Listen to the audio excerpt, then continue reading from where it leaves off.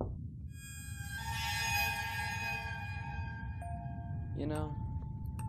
think we're gonna be pretty good friends, if I do say so myself.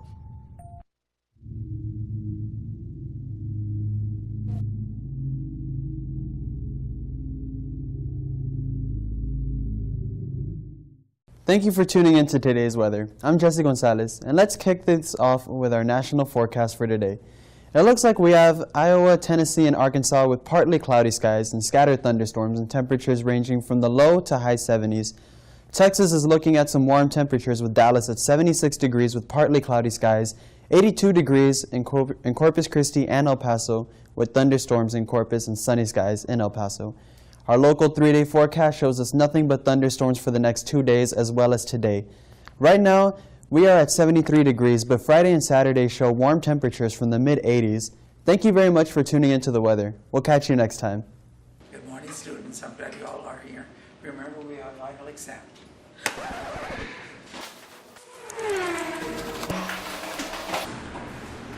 Have you ever been in a situation like this? Well, we have you covered.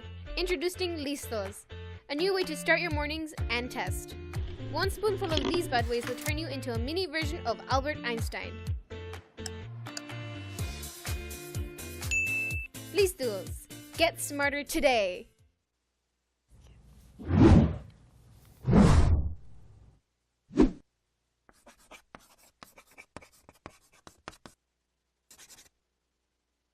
My name is Jesus Torres, and here are the highlights for sports of this week. Last match was a major blowout. Tigres beat Puebla 4-0. The first goal in minute 17, Jürgen Damm took the ball for himself, takes off one of the Puebla's defenders, the ball, and shoots. It was too fast for the Puebla's goalkeeper. The next goal was by the Ecuador player Valencia. Sosa, the Argentinian player, spots the little space to give Valencia the goal. The third goal was made by the Chile player Edu Vargas. Gets a pretty good pass by Rafael Carrioca, fake shots to the left, fixes the ball and shoots, putting the ball right next to the post. Last and final goal was made by Julian Quiñones, the Colombian player. The youngster gets a good pass by Edu Vargas, giving him a good open shot. That's all for today. Okay, fuck. On this week, Tuesday night, Astros have reached 100 wins for the record year in a row. Third time in their team history, and won the second consecutive American League West title after winning against the Blue Jays. The Astros late celebrated the following day on a posh downtown hotel in Toronto, Ontario, Canada, with their wives. Tomorrow, the Astros will take on the Baltimore Orioles, and again the next day on Saturday. Recently in the U.S. Open Finals, Serena Williams claims the sexes after her defeat by Naomi Osaka. Williams was warned for the coach penalizing a point for smashing her racket, and then was blocked and docked a game and outburst with it, which she called an umpire. Carlos Ramos, a thief, a liar, later accuses the Portuguese of sexism. Williams reflected the incident with Ramos in an interview with the Australian Channel 10, saying the female players could not get away with even half or what a guy can do. But that's neither here or there. I'm just trying most of all to recover from what and move on, said Serena. Now, in the NFL, Aaron Rodgers has set out practice Wednesday through Friday, take parts Saturday and play Sunday. The Green Bay Packers starting quarterback missing practice time during the weeks seems to be having a persuasive effect on the rest of the team. He's clearly the guy that probably stirs the drink down there on Hickle Field, Coach Mike McCarry said via Milwaukee Journal Sentinel. He's also competitive once again. The quarterback position has to bring that to your program. You cannot grow during the week if your quarterbacks aren't bringing it. Kind of starting quarterbacks on the field on Sunday, it's obviously the priority, but even Rodgers admits it's difficult not to be able to fine-tune the offense during the week. So let's see what happens the Green Bay Packers during the season. And that's all the sports for today. Stay tuned. Here's VMT News.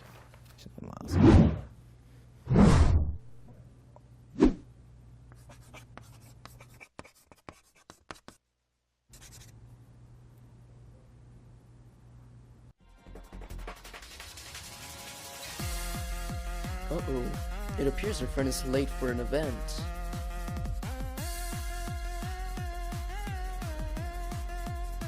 Seems like his car isn't starting. Now he has to run to get there. But how will he prevent sweat stains and odor? Thanks to our shirt, the Pest Defender, he'll be able to stay dry and odorless, no matter the amount of pressure this situation may prove. And yes, even if it was meant for tomorrow. Divorce affects everyone. Brianna San Miguel explains to us the consequences. Divorce rates have increased globally these past few decades. About 48% of American and British children live in divorced single-parent homes by the age of 16. Research has shown that kids struggle the most during their first 2 years after the divorce. Kids experience anger, anxiety, disbelief, and distress. However, many kids are able to bounce back. They get accustomed to their living arrangements and daily routines. Divorce also usually means that the child loses daily contact with one parent, usually the father. This affects the relationship between the parent and the child. 2014, from when we moved to Texas, I didn't talk to him up until 2017. So the communication stopped from both ends. He didn't try, I didn't try. Yeah, no, I don't really have a relationship anymore with my dad. So research shows children from divorced families do not perform as well as other children academically. They score lower on achievement tests. Divorce has also been linked to higher dropout rates. Children also feel the financial strain of living in single-parent household. With one parent gone, the other has to make more money to provide for their children, especially so if they have more than one child. A way to start to figure out how is this going to be to my advantage, what is that I can get out of dad and get out of mom.